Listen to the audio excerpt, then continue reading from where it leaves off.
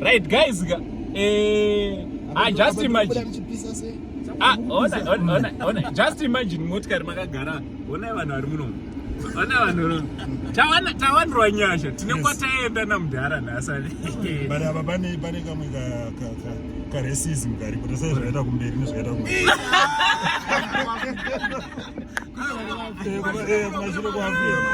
Kumashure kune maAfrica. Ayo ka racism kakagasipo. So guys, ndoda ndingokudzaiwo chinhu hwana ndini. Ndoda ndikudzaiwo chinhu hwana. Isusu tawanirwa nyasha kugara navamutarisi handiti Tinashe Mutarisi ndiye Mutarisi. Saka Tinashe Mutarisi zvariye Mutarisi tagara nani naTinashe Mutarisi. Mudhara aiwa toda kungosimbisa maworks amuri kubata especially kumageto youth mudhara muri one munhu wekuti munototi inspire tese zvekutorevesa zvekutoti kunge takagara tese wamenosparks munyebera zvandotofira izvozvo mudhara unekuti wabva appreciate mumwe munhu usina kumbosangana. This is my first time kusangana but ukona chi ega nditoasendera mapesage always kugara muri kwenu because tinonga inspiration ndada kudza chinhu vani muna notishekeka.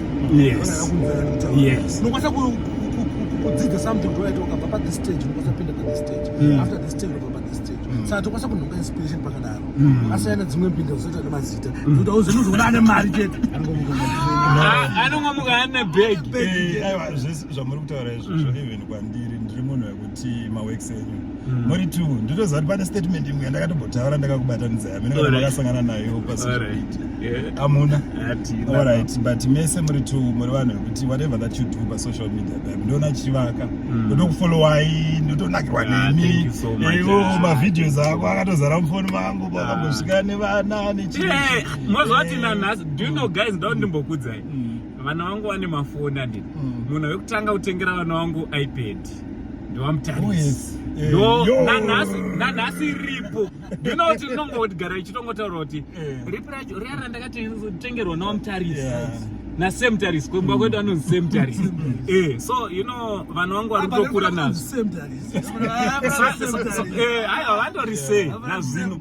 So munototi simudzira mudhara plus patakasvika first time yangu kusangana nawamutarisi zvakatoita fanike ndane makore ndichigara ndichingovaono izvo ndasvika pakambani ndara nekutanga kutonzaiwa panapa pana secret badzakamera utozoona ndatakatenderera pesa pana guys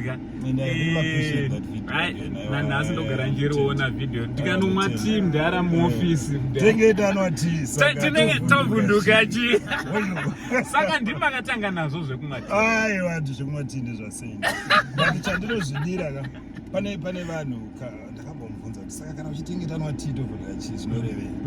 Saka vanhu vazhinji statement iro ndorida but mazuva ano ndakuti akakuritya because vamwe vanhu vanga kuti kurava kuti tii kurava kuti madrugs kana kuti but when I asked him the first thing that he told me was that kana tiri kwedu kugeto ukabuda padhenu momuzano vachikunetsa kuti tanga waita sei wanwa tii. Saka kana wanwa tii you've done the basics hapasina chauyapi ukanoita 7 days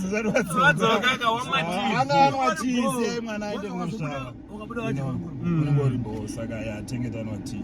But ndine one last request zvangu ameno kana ikagamuchirwa nemudhara wedu. Aiwa inogamuchirwa mudhara ndidi unyepere pandoona motikari rimwe motikari andoona kunashi mamwe ane kanashi pakuona kereni mudhara ndonzoti one day dai ndambowanawo mukana wekungotendererawo naro zimotari yari yame kungotenderera naro kungotiwo ndingoone kwawo ndiripo riri rako here kuti wangotenderera mudhara inini hangu kuti